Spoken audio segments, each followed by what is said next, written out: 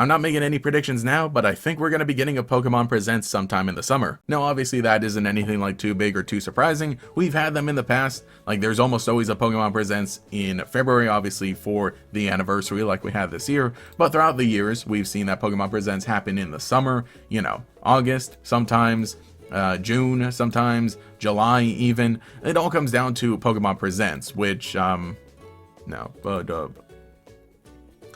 now, I'm not making any predictions, but I think we're getting a Pokemon Presents sometime in the summer. No, obviously that isn't anything like too big or too...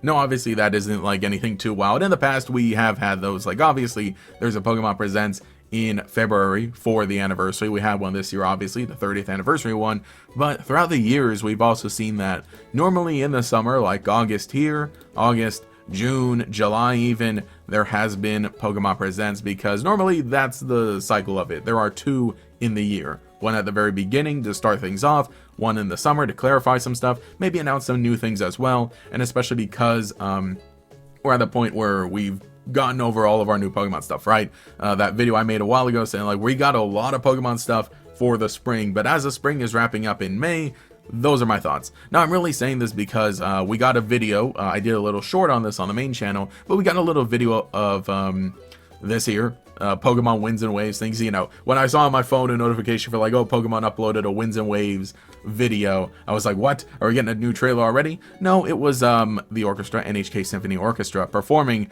the main theme for Pokemon Winds and Waves, and you know, it's really good, sounds really nice. It's a neat little promotional video. They show some gameplay, but there's nothing brand new shown. But for the most part, this is one of those things of like, hey, look how seriously we're taking this, or like something neat. And I was saying also, like, I don't know if we'll hear, like, if this is the actual version we'll hear in the game itself, but generally it's just a good sign that's like, hey, you know, this game looks like it's going to be some bigger scale, and this is something neat that they're doing. And we've seen like Pokemon like orchestras and symphony stuff like before, but the point is that this is just a thing of like, hey, wake up, reminder, Pokemon Winds and Waves is still happening. So it's kind of neat too to see that like we are definitively in that hype cycle. You know, compare this to Pokemon Legends ZA, which was also announced like a year ahead, but beyond the announcement trailer and I think some of the stuff posted the day of, it went almost radio silence until then. So it's kind of nice seeing that like Winds and Waves is still being officially talked about. You know, just a reminder, scheduled for release 2027, exclusive to Nintendo Switch 2, just all this stuff. Like I said, we're past Pokopia, we're past Fire Red Leaf Green, we're past the release of Pokemon Champions, brand new month in May. So now is kind of the time to move on to be like, hey, let's get this rolling. Now, I'm not making any predictions for when Winds and Waves is going to release, but I have said, well, actually, I guess I did make a prediction, but I did say that I think it would be really neat if it released in summer of 2027, just given how much gameplay they showed off in the trailer initially, and given how far ahead they announced it, right? At least a year if they announced it 2026 February and it's releasing 2027. I don't know if it'll happen like January. I don't think it'll be a Legends Arceus release date, but a game like Pokemon Winds and Waves is a really good summer release because it has the summer feeling, the summer vibes, and you hit that point. You know, you don't get the holiday release, so we'll see what's up. And definitely I don't think they're going to release a main series Pokemon game in November and like right after say this is June or whatever. But that's my thoughts, is that if we get a Pokemon Presents in the summer, I don't know if what it will be, because like they hit June, July, August, like depending on whatever they feel like doing that year. But I will say that like starting June is probably the time to start looking out for things.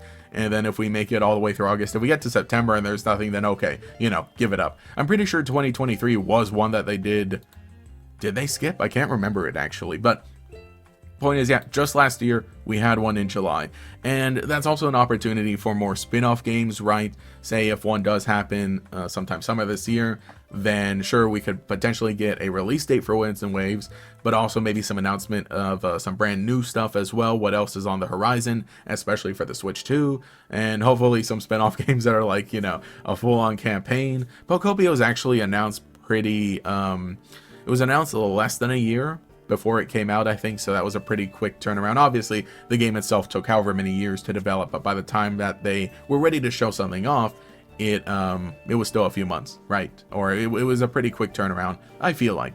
So with any spin-off games, you know, that could potentially be it, of like, you know, maybe something announced in a June, July, August Presents this year would be ready for an April, May release next year. Or wait, but then again, I guess that kind of comes up to Winds and Waves, so maybe, or who knows.